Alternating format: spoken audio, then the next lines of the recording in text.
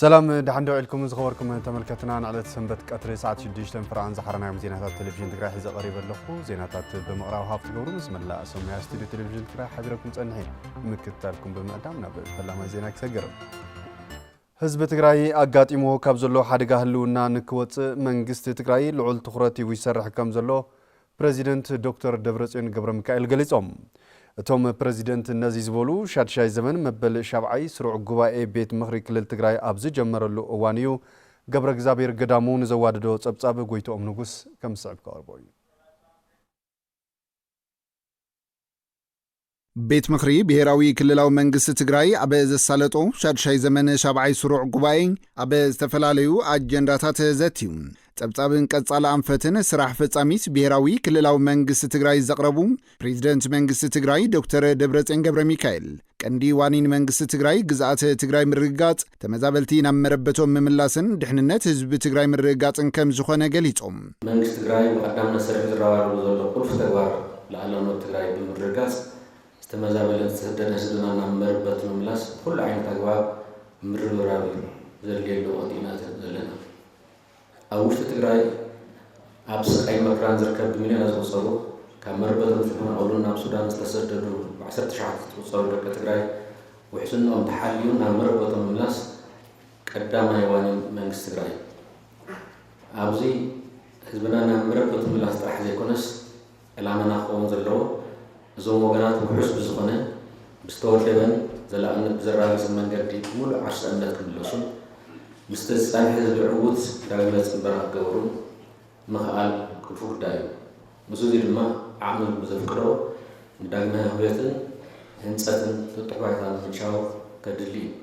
بشم ኢትዮጵያ ትመክራላ ዝብል ሕገ መንግስታዊ ስርዓት በመፍራስን ሓድነት ህዝቢ ትግራይ በመዝራግን ዝደለዮ ንምፍጻም ስርዓት ብልጽግና ይሰርሕ ከም ዘሎ ዝገለጹ ዶክተር ደብረጽዮን እዚ ድማ ዞባዊ ፖለቲካዊ ጸገማት በመፍታሕን ውሽጣዊ ተቃላዕነት ሓደጋ ብምእላይን ምስራሕ ከም ዘድሊ ሓቢሮም ሕገ መንግስታዊ ፌደራላዊ ስርዓት ብሓፈሻ ንምፍራስ ዝግበር ርብርብ ሓድሽ መልክዕ ሒዙ ብስም ኢትዮጵያ ትመክራላ ፖለቲካዊ ህልውና ብሔረ ብሔረሰባት كتفو كوحليفون تاريخ الدحري بالملاس هذا وسرعة متكال حرقنا رأيات تقراتن ناتقافو يمصلوه بفلاي نتصاو دنا نزونا نكايو فرصات طريق أجيب متقالزن كم تفلتن حدنا تزونا زريقو أسوكينو زداليو وكي تقرات مفصام حلوكا بحدش حرد لنا هولو يكونهم زلرو أفضلنا الكونتات تزع على حدق أصول كابقرام حيلي متسلسات تتعزي خنس وشتاو تعالى عينات تسرع حالة ترديها نظام سجمات المفتاح كبحزيو بونن ونن كساسي كبا ፕሬዝዳንት ዶክተር ደብረጽዮን ኣብዚ ሕዚ እዋን ኣብ ትግራይ ብልሹ ኣሰራርሓ ማለት እውን ግዕዚና ዝተስፋሕፍሕሉ ኩነታት ከም ዘሎን ነዚ ንምፍታሕ ድማ ተቓላዕቲ ኣብ ዝኾኑ ትካላት ምርመራታት ብምክያድ ስጉምቲ ምውሳድን ተሓታትነት ምርግጋፅን ከም ዘድሊ ተዛሪቦም ህዝቢ ትግራይ መስርሕ ወልወልኩም ዘሎ ሓሳር መከራኸሪ ይኣኽሎ بتكبرات كعزينا من حدار وبدل زي من الله تحتاتنت زي فتحون زعم السروزته كوس أورز العلي يكونهم زلوا فلوتي لازم نقدرنا على عاتوس من بوتات مرمرات كايدو في يوم تراهم راحتي يكون صوميات بحق حطته زقبر حقاهم بريكام راحت مكان أقداسن وانا من استقرار بينو قصرناه أفقبر عبيت عدقتات كتتلين قصر المبار بديسيبلين من راح ساعات قبل كله دوار أمريت بالمانكستي أبيات مزاجة زور مشت أنا دادن زراعة تبارك زينا نبت حتى نت مسجار وزتاو تفرط عيوه كمتسازبوي سلام تزيهاليو كل نجار كلو أي خلنا زبلو بريزيدنت دكتور دبرصيون ገብረ ሚካኤል ስለዚ መንግስት ትግራይ ኣብ ስራሕቲ ሰላምን ጸጥታን ትኹረት ይቡ ከም ዝሰርሕሉ ኣፍሊጦም ببيت مخريز صدقه حلواتن دحننتن حزب تግራይ አመልኪቱ ዝወጽ አዋጅ አባይታ ተግባራዊ ንምግባር ክንሰርሕና ዝበሉ ዶክተር ደብረጽዮን እዚ በጀት ዓመት ገበንን ስጋት ገበንን ክንኪ ሰናይ መምሕዳር ክነግስ ዘኽእሉ መደባት ተሒዞም ከም ዘለው ገሊጾም ህዝብ ትግራይ በሓበሻ ኣብ ልዕሊ ዝተኻየደ ጆኖሳይዳዊ ኩናት ህዝቡ ይቕጽል ስለዘሎ ብሕሱም ሕፅዋን ከባን ገዳይ ስለነበሮ ማሲቲ ስነኣእምሮዊ ስብራትን ኣብ ዓሚቆን ሰፊሕን ማሕበራዊ ኢኮኖሚ ክሮላው ዘሎ حما كنتات أبصحت سلام سرطان عبي سعيد فقيرنا زلمة. زون من مستيق بطورات يوصل بس بباي. ስለዚህ ብዕድቂ ዝተደገፈ ገበን ስርቂ ብሃንግን ካልኦት ሜላታት ዝፍጸሙ ዘለዉ ቅትለት ንጹሃን ዜጋታትና ዘይሕጋዊ ዝውውር ሰባትን ኣፅዋርን ዘረፋ ሃብቲ ህዝብን መንግስትን ብዝተፈላለዩ ሚድያታት ዝዝርግሑ ረዓት ዝፈጥሩ ተግባራትን ካልኦት ዘይተዘርዘሩ ገበናትን ኣብ ምቁፃር ዓብዪ ዝላዓለ መዝገብ ክንፅዕር ኣለና። ኣብ ዝሓለፈ ዝተኸበረ ቤት ምክርና ዘውፅኦ ኣዋጅ እውን ሙሉእ ተግባራዊ ክንገብር ክንቀሳቀሰሉ ኢና። ስለዚ ናይ ፀጥታን ፍትሕን ኣካላት ዝተዋለደ ወፍሪ ዝገብረሉ መንገዲ ክንቀሳቀሱ ዝግበር እዩ። ቅድሚ ኩሉ ግና ፖለቲካውን ሙያውን ትሕዝቶ ናይቶም ኣካላትና ብኣግባብ ፈቲሽና ኣድላይነት ቅርራይ ክንገብር ክንሰርሐሉ ኢና። እዚ በጀት ዓመት ገበን ንምክልኻልን ምቕናስን ሰፊሕ ናይ ህዝቢ ተሳትፎ ብምርጋፅ ገበንን ስግኣት ገበንን ምቕናስን ሰብኣዊ መሰል ክኽበርን ናይ ምሕዳር ክረጋገፅን ዘግብር ስራሕ ንምስራሕ ሓይሊ ዓቕምን ፖሊስ ኮሚሽን ፖሊስ ትግራይ ቅድመ ገበን ምክልኻል ፖሊስ ሞዴል ኣትኪሩ ከባቢያዊ ፀገማት ከባቢያዊ መፍትሒ ክረክብ ዘኽእል ማሕበረሰብ ተኮር ግልጋሎት ፖሊስ ክህሉ ምግባር መደብ ተታሒዙ ኣሎ። ስለዚ በቲ ተታሒዙ ዘሎ መደባት እውን ዓብዪ ተመክሮ ህዝቢ ትግራይ ወሲዱ ዘሎ ተኣሳሲርና ናይ ሰላምን ፀጥታን ኩነታትና ንምቕያር ክንሰርሐሉ ይግባእ። መንግስቲ ትግራይ ኣብ ዝሕዚ እዋን ንመንግስቲ ሰራሕተኛ ኮነን ሰራዊት ትግራይ መኽፈሊ ማህያ ዝኸውን ዓቕሚ ኣብ ዘይብሉ ብርኪ ከም ዘሎ ዝሓበሩ ፕሬዚደንት መንግስቲ ትግራይ ዶክተር ደብረጽዮን ገብረ ሚካኤል እንተኾነ ግን ውሽጣዊ ዓቕምታት ብምጥንኻርን ካብ ዕደና ሃፍቲ ክርከብ ዝግብኦ እቶት ብሕጋዊ መንገዲ ኣታዊ ብምርካብ ፀገማትና ክንፈትሕ ኢና ክብሉ ኣረድዮም። ሕዚ ካብ ዘለና ኣዝዩ ከቢድ ዓሚቑን ሰፊሕን ማሕበራዊ ኢኮኖሚያዊ ቅልውላው ክንናገፍ ካብ ዘኽእሉና ሓደ መንገዲ ኣብ ዕደና ሃፍቲ ብፍላይ ወርቅን ካልኦት ክቡራት ማዕድን ወዘተ ንረኽቦ ኣታዊ እዩ። ኣብዚ እዋን ብዘሎ ዕፅዋን ክባን መንግስቲ ትግራይ ስራሕቲ ከሳለጥ ዝኽእሉ ሃፍቲ ኣይብሉን። ብምዃኑ መንግስቲ ትግራይ ኣብዚ እዋን ናይ መንግስቲ ስራሕቲ ይትረፍ ንሰራሕተኛታት መንግስትን ሰራዊት ትግራይ ንምሃያ ዝኸፍለሉ ዓቕሚ የብሉ። ካልኦት ናይ ጥዕና ትምህርቲ ዝተፈላለዩ መንግስታዊ ኣገልግሎት ወዘተ ወፃእታት ንምሽፋን ዝኽእል ዓቕሚ ዳርጋ ተፀንቀቐ እዩ። ስለዚ መንግስትና ንትግራይና ምምራሕ ተዋሂቡ ዘሎ ታሪካዊ ሓድራን ሓላፍነትን ጥራሕ ኢሉ ባዶ ካዝና ሒዙ ምዃኑ ህዝቢ ትግራይን ኩሎም ደገፍቲ ፈተውትን ትግራይ ክርድኡ ይግባእ። ስለዚ ብንግዲ ዓና ተሸኪምና ዘለና ማልያ ዘይብሉ ፀገም ንምቅላል ዝያዳ ኣብ ኣጠቓቕማ ምሕደራን ስራሕቲ ዕደና ዘለውና ፀገማት ብቕልጡፍ ፈቲሕና ካብቲ ዘፈርስ ክርከብ ዝግብኦ ሃፍቲ ቀልጢፍና ንክብ ይግባእ። ፕሬዚደንት ዶክተር ደብረጽዮን ወሲኾም ከም ዝገለጽዎም ክራማት ለምዘበን ሕፅረት ዝናብ ምህላው ስዒቡ ካብ ዘጋጥም ድርቂ ሕብረተሰብ ስጋኣቱ ንምንካይ ንዕኡ ዝምጥን ቅድመ ምድላው ይጠልብ ኢሎም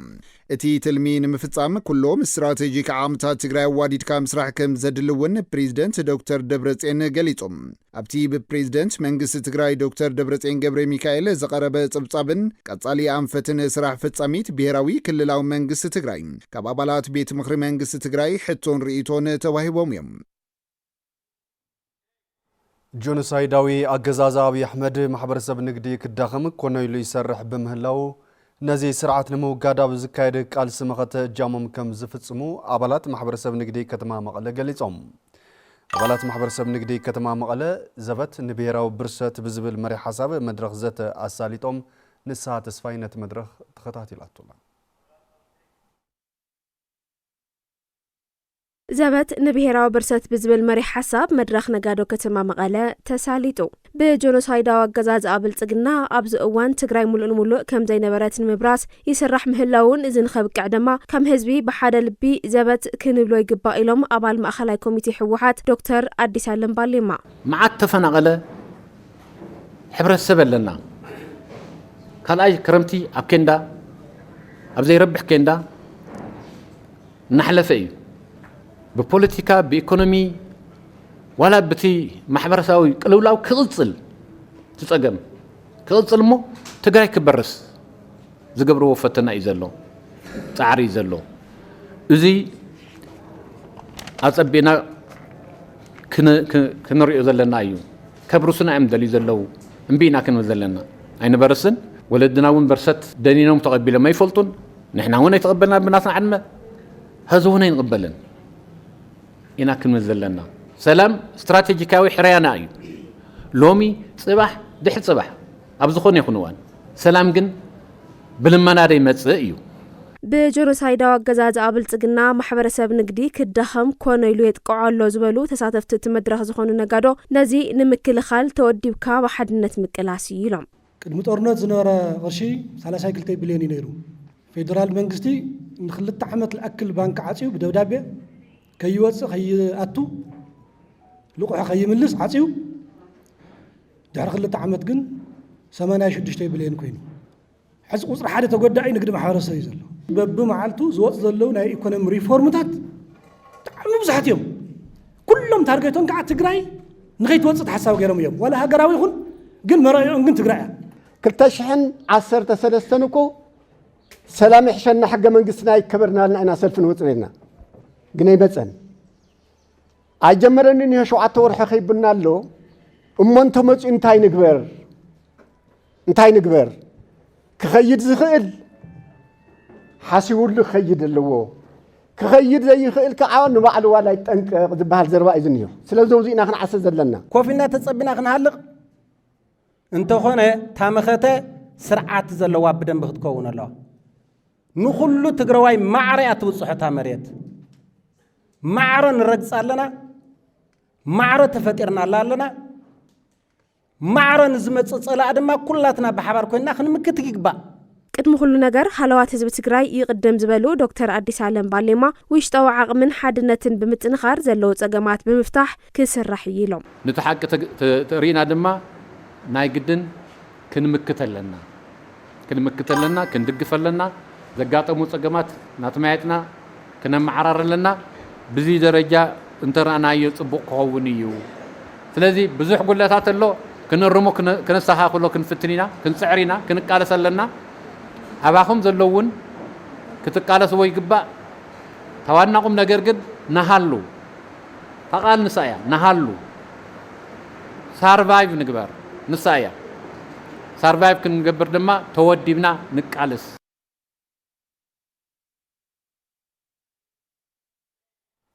ኣብ መላእ ትግራይ ዝተኻየዱ መድረኻት ኣብ ውሽጢ ማሕበረሰብ ተፈጢሮም ዝነበሩ ብዙሓት ደንገርገራት ብምግላህ ናብ ውፅኢታዊ ተግባር ንምእታው ዓብዪ ኣስተዋጽኦ ከም ዝነበሮም ዋና ኣመሓዳሪ ዞባ ምብራቕ ትግራይ ኣይተ ፍስሓ ሃይላይ ገሊፆም እቶም ዋና ኣመሓዳሪነት ዝገለጹ ኣብቶም ዝተሳለጡ መድረኻት ማእኸል ብምግባር ንቴሌቭዥን ትግራይ ኣብ ዝሃብዎ መብርህ እዩ ጎይቶኦም ንጉስ ተወሳኺ ዘሎ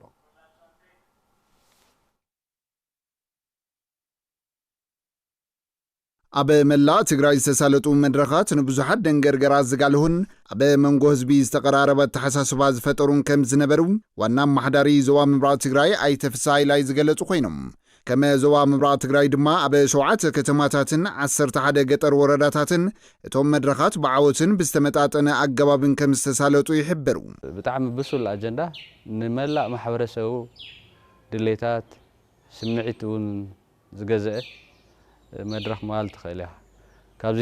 ኣሸሪፍና ንምብራቕ እውን ተመሳሳሊ ዝበፅሖ እዩ ዝኸውን ኣብ 7 ከተማታትን ኣብ 11 ናይ ገጠር ወረዳታትን ተመሳሳሊ ናይ ክፋላት ሕብረተሰብ ናይ ኣመራርሓን ናይ መናእሰይ ናይ ስዊል ሰርቫንት እዚ ኣብ 18 እዩ ተወዲኡ ኣሎ ሙሉእ ተወዲኡ ኣሎ ብሓፈሻ እዞም መድረኻት እዚኦም ብዙሓት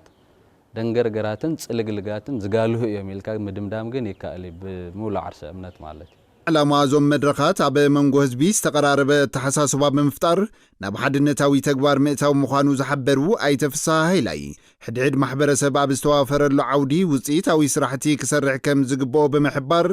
እቲ ጸላኢ ተደምሲሱ ትግራይ ዝሕሸ ፖለቲካዊ ኢኮኖሚያውን ማሕበራውን ምንቅስቓስ ንክህልዋም እዞም መድረኻት ዓብዪ ትፅቢት ዝተገበረሎም ምዃኖም ይዛረቡ ተቀራረበ ተሓሳስባ ዝፈጠርናዮ ናይ ተግባር ሓድነት የስግረና ኣብቲ ናይ ተግባር ሓድነት ምስ ሰገርና ሰራዊት ትግራይ እቲ ናይ መወዳእታ ዕርድን ዋልታን ትግራይ ሰራዊት ክህልወና እንተሎ እንታይ ንኸውን ሰራዊት ዘይብልና እንትንከውን እንተለና እንታይ ንኸውን ብደንቢ ብታሪክ ብመፅሓፍ ግዛዕቲ ይኾነ ብተግባራዊ ዕድሜና ርኢና የለና ብሙሉእ ዓቕሚ ብሰብኣዊ ሓይሊ ብሎጂስቲክስ ብስነ ልቦና በጠቕላላ ሰራዊት ትግራይ ዘድልዮም ኩሉ ነገራት ምምላእ እዩ ተሓደ ናብ መደምደምታ እንወፅሐሉ ካልኣይ ደጀና ውሑስ ናይ ምግባር ብባንዳታት ብተላእኽቲ بتتهكلن يا شو مخا بجاسوس كيبساوس كيهوخ بأفتي نفتين ناي مندر قرم ساتاتن جوز أدرن كيف الطرو تدجن ملو وحس ناي مقار ناي تملسي ناي تبدر جزء لما رارها ناي تندك أنستيو ناي تكفالات حبرت سبنا ما يتوزل لنا يزخون تسالساي حد نفسه وكف أبزو توافر له عودة سرح وتصيتها وكخون أو ناي منقص سرح وتصيتها بقول له أبزنا تفو وتصيتها هذا كم مرة كبر زولنا اللي إنه حدا قال أفتنا كتما سرحتي أفتنا قطر سرحتي بحفش أفتنا إيكونومي مقصاص وتصيتها وسرح كنسرح ما ختنا زتصور أطعل الإيكونومون كنهنص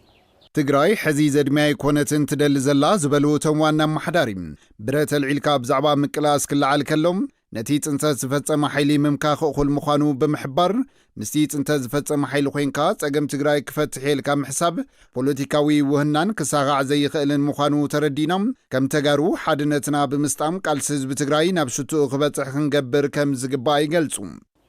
ትግራይ ሕዚ ዘድምያ ይኮነትን ትደሊ ዘላ ትግራይ ዘድምያ ብረት ክነልዕል እንተኾይና ያው ናይ ፅንተት ወራር ወይ ናይ ጄኖሳይድ ወራር ዝኣወጀልና ሓይሊ ኣለና ንሱ ንዕኡ ሁሉ እንድሕር ብረት ክነልዕል ኮይና ማለት በፍፅም ክሕሰብ ዘይብሉን ክኾን ዘይብሉን ግን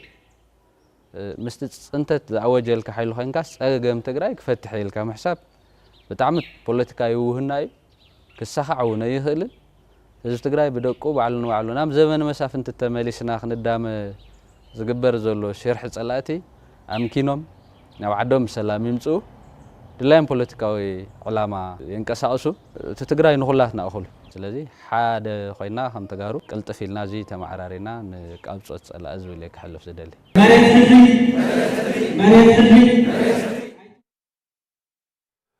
ኣብ ዞባ ማእኸል ትግራይ ኣብ 22 ወረዳታትን ከተማታትን ዝተሳለጡ መድረኻት መኸተህልውና ጆኖሳይደር ስርዓት ብልጽግና ኣብ ልዕሊ ህዝቢ ትግራይ ዘብጽሖ ዘሎ ጽንተት ዝፍታሕ ነቲ ስርዓት ብምውጋድ ምዃኑ ተሳተፍቲ ኣብ መደምደምታ ዝበጽሕሉ ከም ዝነበረ ምምሕዳር እቲ ዞባ ገሊጹ ገብረ መድህን ተወልደ መድህን ብዝርዝር ሒዝዎ ኣሎ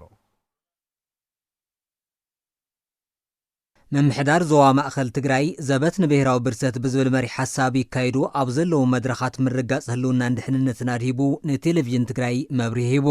ኣብ ዞባ ማእኸል ትግራይ ካብ ሓምለ 10 2018 ዓመተ ምህረት ጀሚሩ ኣብ 22 ወረዳታትን ከተማታትን ኣብ ዝተሳለጠ መድረኽ መናእሰይ ነበርትን ሰራሕተኛታት መንግስትን መንፈስ ሓበራዊ ቃልሲ ዝተረኣየሉ ዕውት መድረኽ ከም ዝነበረ ኣመሓዳሪ እቲ ዞባ ኣይተሸሻይ ግርማ ይገልጹ ዛጊር ሰለስቲዮም ዓበይቲ መድረኻት እዮም ተኻይዶም ዘለዉ ህዝቢ ዝመስሎ ሓሳብ ኣብ እዋናዊ ኩነታት ንቅድሚት ክኾኑ ዝግባእን ሕጂ ዘለና ጭቡጥ ኩነታትን ኣመጻጻና ነመልኪቱ ብዝርዝር ሪዮሎ ህዝቢ ቀሪብና ምስ መንእሰይ ይህን ካብ ዘይምባሃል ዝብገስ ዝፈጠርናዮ ምጉዳላት ነይሩ እዚ ዝእርም ኣካይዳ ኢለ መቕነ ኸይዱ ማለት እዚ ንዓሪብና ዘለና እዚ ተዓሪም ዘሎ በብኸባቢ ኣብ ምጥማን ተመስረተ ከመይ ንግበር ዝብል ተኣማሚና ኢና ንሰርሕ ዝብሄር እዚ ናይ ኩልና ብሄር ዝብል ስለዚ ከምዚ ዝበለ ብጣዕሚ መሰረታዊ ነገር እዩ ርዲእ ተፈጢሩ ለመቕነ እቶም ህዝባዊ መድረኻት ብጀኖሳይደር ስርዓት ብልጽግና ዝበጽሕ ዘሎ ፀንተት ንምድሓን ህላዊ ህዝቢ ትግራይ ንምርግጋፅን ንምውሓስ መሰል ዓርሰ ውሳነን ነቲ ስርዓት ብምውጋድን ብምስዓርን ምዃኑ ህዝቢ ኣብ መደምደምታ ዝበጽሐሉ ከም ዝነበረ ኣይተሸሻይ ግርማ ይዛረቡ ኣብ ኩለን ከባቢታት ወረዳታትን ከተማታትን ዝተዓዘብናየን መደምደምታ ዝበጽሐን ሕጂ ጭቡጥ ንትግራይ ምሕል ፀላእ ኮይኑ ዘሎ ፀላእና ስርዓት ብልጽግና ከም ዝኾነ እዩ ኩሉ ከባቢ ደምዲሙ ዘሎ ብመሰረቱ ህልውና ትግራይ ንምጥፋእ ዝገብሮ ዘሎ ምንቅስቃስ ብቀረባ ከም ዝርድኦ ህዝብን ከም ዝከታተሎን ገሊጹ ዘለው መማረጽ ሓንትን ከም ዝኾነት ደምዲሙ ስርዓት ብልጽግና ካብ ምውጋድ ወፃእ ካሊእ መማረጽ የብልና ንትግራይ ዝብል መደምደምታ ወፅሐሎ ኣብ ህዝቢ እውን ሲኡ ብዕንቆት ዘር ተዛትዩ መደምደምታ ወፅሒ ዘሎ ኣብ መናእሰያት እውን ብዕንቆት ደምዲሞ ተዛትዮም ተራዲኦም መደምደምታ ወፅሕሉ ዘለው ሲኡ መንግስቲ ሰራሕተኛታት እውን እስካብ ሕጀብ ዘሎ መድረኻት ብዝርዝር ሪኦም ደምዲሞም ዘለው እዚ ጉዳይ እዚ ማለት እዩ ኣንጻር ህልውናና ንዝተለዓለ ስርዓት ብልጽግና ንምድምሳስ ውሽጣዊ ዓቕምታት ክድልድሉን ክጠናኸሩን ምግባር ወሳኒ ምዃኑ ዝገለጹ ኣይተሸሻይ ህዝቢ ምስ መንግስቲ ሰራዊቱን ውድብን ተዋዲዱ ክሰርሕን ኣብ ግንባርን ደጀንን ብምቅላስ ነቲ መኸተ ንምዕዋት ኣብ ህዝቢ ጽቡቕ መንፈስ ዝፈጠረ ከም ዝነበረ ኣብሪሆም ካብ ምስዓር ወፃኢ ካሊእ መማረፂ ዘይብልና ድሕር ኮይና እንታይ ኢና ክንገብር ዘለና ዝብሉን بعمق تزوتي اللي في اللي اني متزابلتنا وانا ببعمتو بذخرمت زي كيتو نسجرينا ذخرمت زي كنكيدنا ذخرمت زي كنكيدنا ذبل ططوك بلالو نفس راح نقطو حجي مغنيته يبلنا منقستنا تمليسو ودمنا دليلو سراويتنا ون بتناطري دلدل درجه بصحنا هالو سلازي دقيم مغنيات يلن لالاوتنا يرغاغص صلاينا يوجد نابزبل لسغاغر منفس كنتاتني بيلو نهلونا نغورو وغي يكون نغورو كينات نولد خيد يول مسكبابينا تغوركمو تغورو زلخمن ركبن سرعتن تخكلኛ እዩ አጣናሂርኩን ቆጽሉሉ ዝብልዩ እንታሽም ደምዲሙ ዘለ ማለት እትዘተ በብጣቢኡ በህዝብን ሓፋሽ ማሕበራትን ተጠናኺሩ ከም ዝቕጽልውን ኣይተሽሻይ ግርማ ያፍሊጦም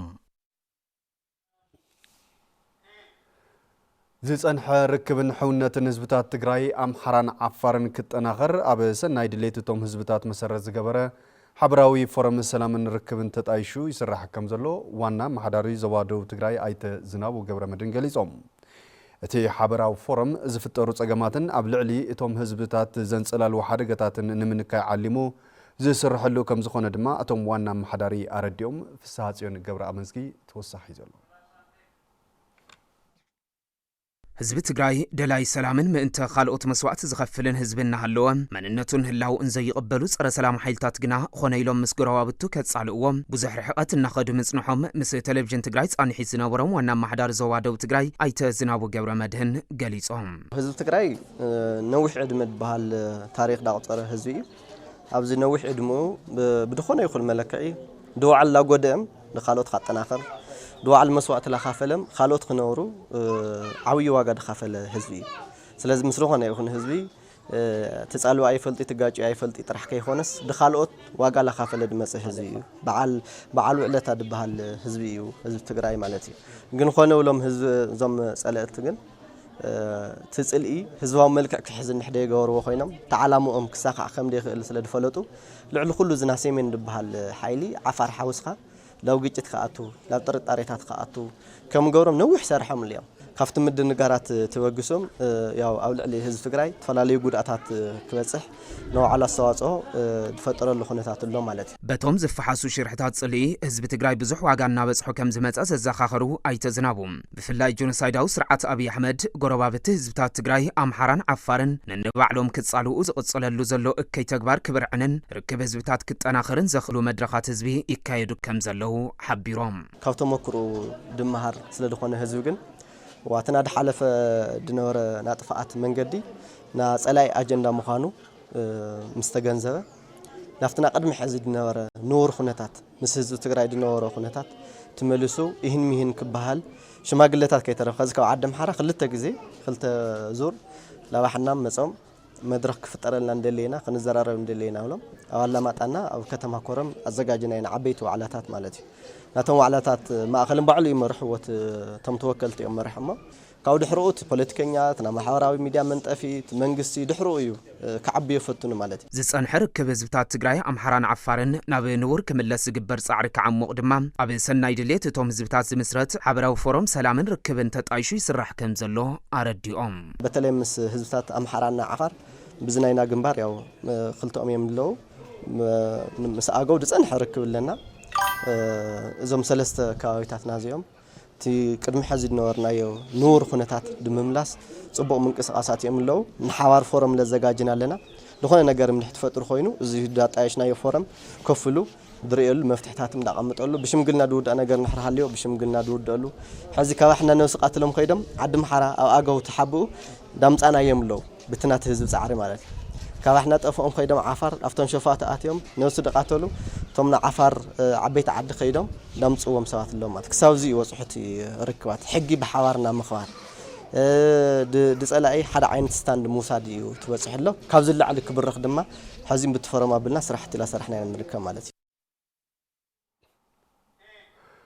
ዝኸበርኩም ተመልከትና ዜናታት ሰንበት እዞም ክሳብ ሕዚ ዝተኸታተልኩሞም ይመስል ነይሮም ስለት ምክትታልኩም ክብረት ያብልና በብዘለኹሞ ብሩኹ መዓልቲ